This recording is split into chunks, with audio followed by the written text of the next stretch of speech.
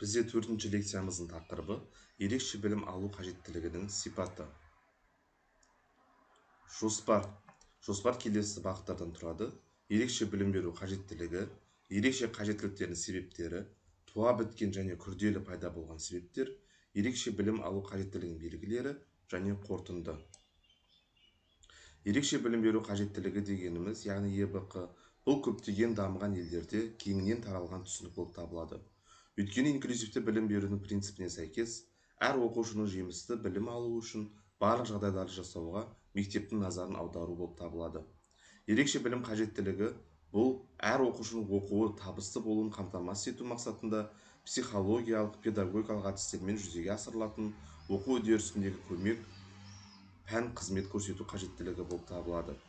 Ерекше қажеттіліктердің себептері келесі бағыттардан тұрады. Ол туа біткен болуы мүмкін, немесе жүре пайда болған.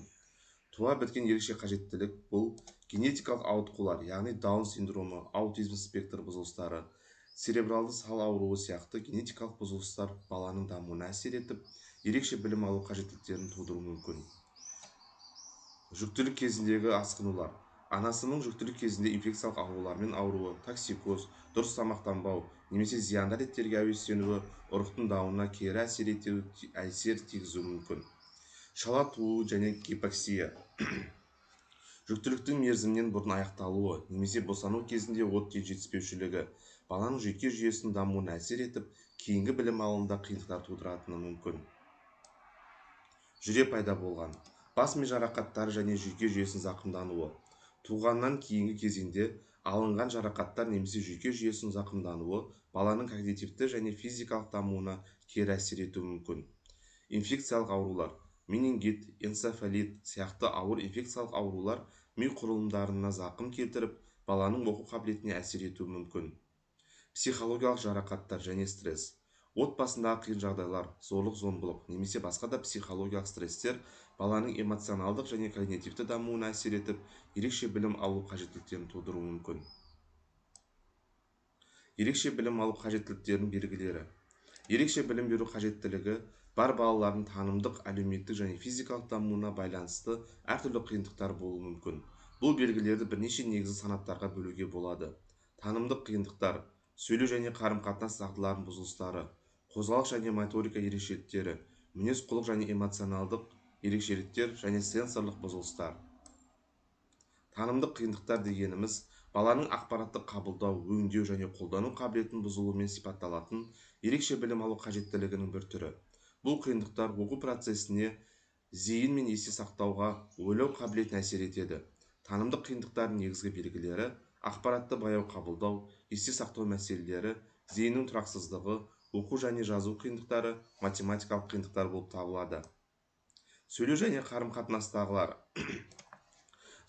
қарым-қатынас дағдыларының бұзылыстары баланың тілін дамытуда, ойларын білдіруде, әлеуметтік қарым-қатынас орнатуда кездесетін қиындықтар.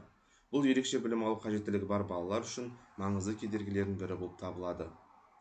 Оның негізгі белгілері тіл дамуының кешеуілдеуі, дыбыстарды дұрыс айта алмау, яғни сөйлеу бұзылыстар, әлеуметтік қарым-қатынаста қиындықтар. Қозғалыс және мінез құлық ерекшеліктері. Қозғалыс және моторика ерекшеліктері, ұсақ және ірі моториканың дамуының кешеуілдеуі, қимыл қозғалыс үйлесімділігінің бұзылуы, қолдың немесе аяқтың әлсіздігі, гиперактивтілік немесе керісінше баяу қозғалу. Мінез құлық және эмоционалдық ерекшеліктер. Агрессияға бейімділік немесе тұйықтық, әлеуметтік ортаға бейімделудегі қиындықтар, өзін-өзі бақылау қабілетінің төмендігі, қорқыныштар, үрей және стресс жағдайлар. Сенсорлық бұзылыстар. Адамның сыртқы ортадан ақпаратты қабылдауы, өңдеу және оған жауап беру қабілетінің бұзылуы.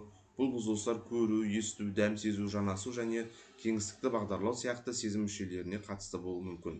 Сенсорлық бұзылыстар бар балалар күнделікті өмірде және білім алу процесінде көптеген қиындықтарға тап болуы мүмкін.